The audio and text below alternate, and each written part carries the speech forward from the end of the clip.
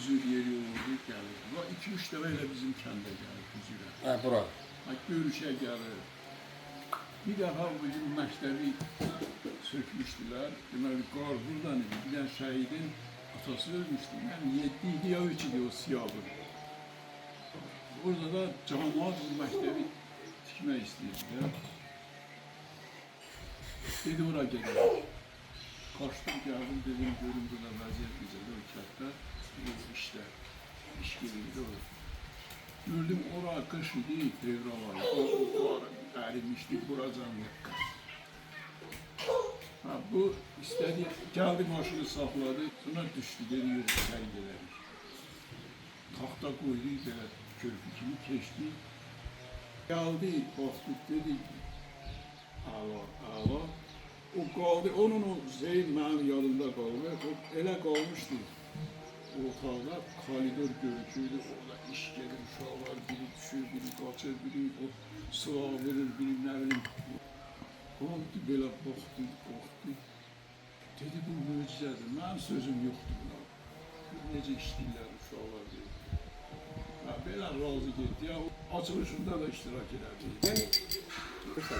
Əlbəttə iş görür, çox iş görür. İnşallah nə ziyarət elədik bir stadiona.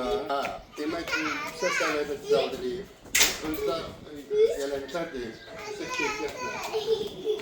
Normal dedi ki, bəs ikinci bir stadion da tikirik. Qalmadı açılışı olacaq. Geri onu da göstərelim. Əlbəttə bu işdir də. Bu işdir, özdə bu... Cənab Prezident nə deyir? Cənab Prezident deyir ki, məmurlardan deyir ki, gedin vətəndaşın xidmətçisi olun. Düzdürmü? Və vətəndaş məmnunluğunu təmin edir, düzdürmü? İndi qardaş, bu kişi də sağ olsun, indi təşəbbüslə çıxış edir. İndi yeri cəmaatda, imkanlılar da, sonra əhali də, o cür bələdiyyənin özü də müəyyən bir maliyyə vəsiyyatı ayırır. Yəni, cibinə qoyub xərcləmir də, yəni bu gün əgər burada bu 70 sotluq ərazini kiməsə satsaydı, böyük bir kifayət qədər böyük pul eləyərdi, düzdürmü? Və bunu bu düzəldi stadion şəklində və sakinin istifadəsində verir də, düzdürmü? Və bu nəticədə də kim qazanır? Vətəndaş qazanır. Bu da nəticədə də nə olur?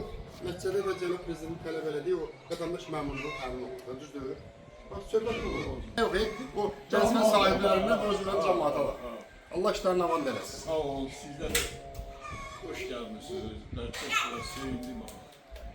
İkinci de bu Rauf müəllim belediye seçilenden sonra 100% bu kendi bütün abi havası değişir. Mən indi onun işi göz qabağında. Düzdür.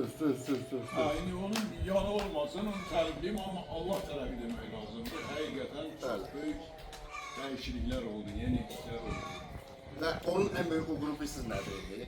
Bu stadionların da tikilməsi də, sonra bu yolların tikilməsi də, elə yolların genişləndirilməsidir, yeni yol salması, bu qurban olduğunu da bunu deyir ki, ən böyük savab iş budur. Savab iş budur. Amma bu kişinin ən böyük savab işi, bu ərazidəki olan əhalinin bir-birinə olan münasibətinin yaxşı mənada dəyişməsidir. Mən bunu ikinci, üçüncü dəfə gəldim, mən belə gördüm.